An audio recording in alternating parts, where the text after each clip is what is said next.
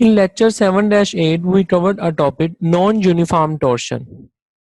As you know, I am explained in the previous lecture, pure torsion is referred to the torsion of a prismatic bar subjected to the task acting only at the ends.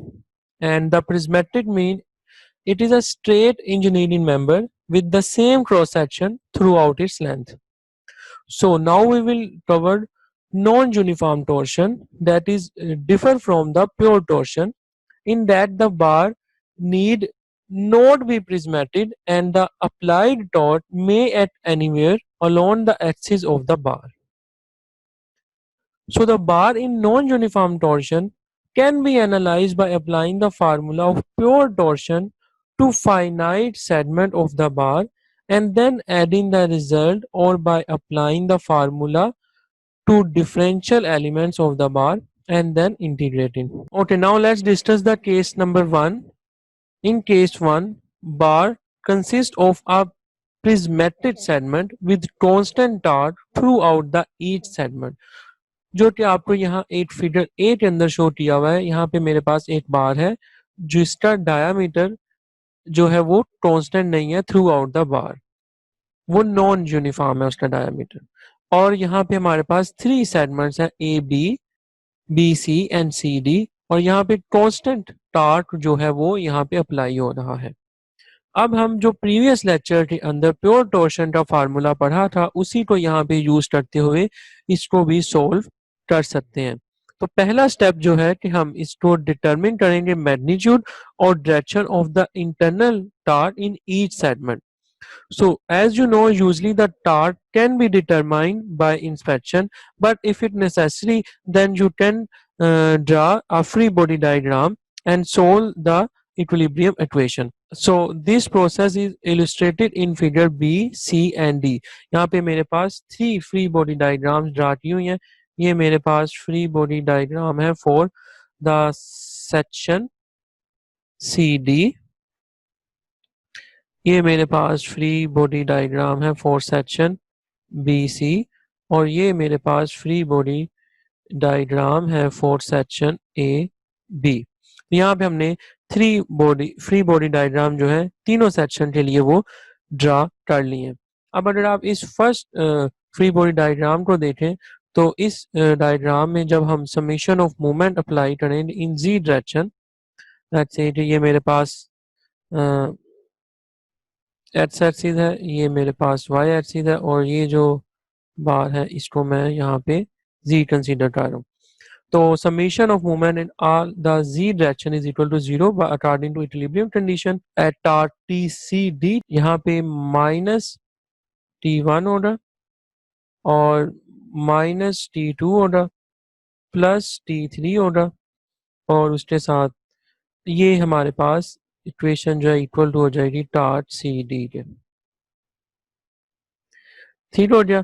अब ये जो equation है ये किस तरीके से आई, minus और plus के साइन किस तरीके से आए। बेसिकली यहाँ पे आपकी जो डायरेक्शन है ये दोनों इस डायरेक्शन में जा रही हैं, जो कि आप यहाँ पे एक रूल यूज करते हैं, और रूल क्या है कि an internal torque is positive when its vector points away from the cut of section and negative when its vector point toward the section।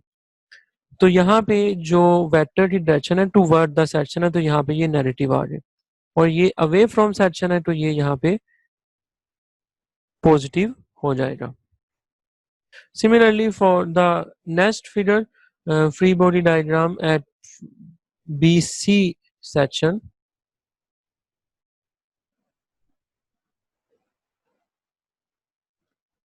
summation of moment in all z direction is equal to 0, and you come up this equation that is TBC is equal to minus T1 minus T2।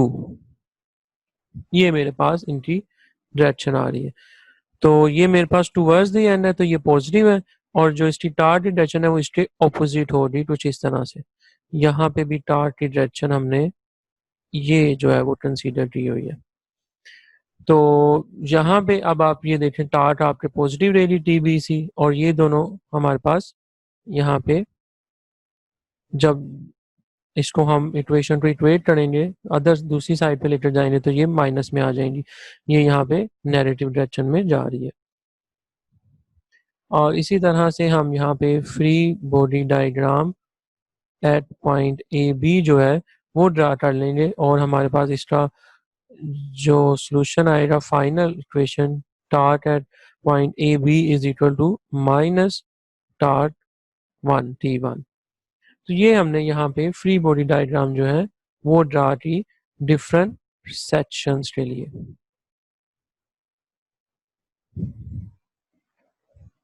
तो ये हमारे पास 3 equations आ गई।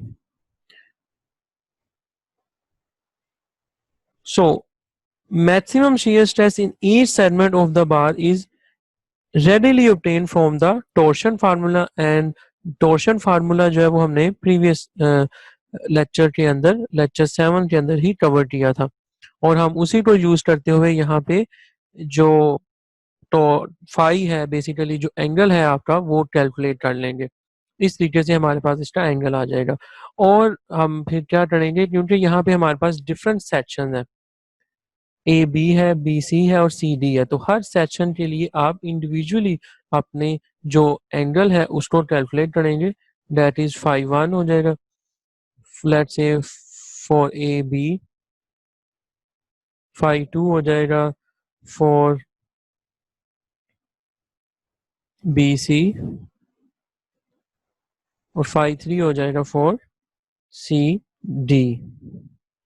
तो ये 3 section थे, और इन तीनों section के लिए हम यहाँ पे इन फार्मूलाज को कैलकुलेट कर फाई की वैल्यूज को कैलकुलेट करके इनको सबमिशन करेंगे, तो हमारे पास जो टोटल आपका इस नॉन यूनिफॉर्म प्रिज्मेटिक बार का जो आपका एंगल होगा वो कैलकुलेट हो जाएगा। तो इसको हम किस तरीके से अगर जनरलाइज फॉर्म में लिखें तो इस तरह से लिख सकते हैं, phi I is equal to phi 1 plus phi 2 up to phi N, जितने भी आपने सेक्शन ड्राइव किए होंगे। और फाई का जो फार्मूला है वो आप इस तरीके से लिख लेंगे, n i is equal to 1 phi i, और ये समेशन एन तक जाएगी जितने भी आपके सेक्शन आप डिवाइड करेंगे।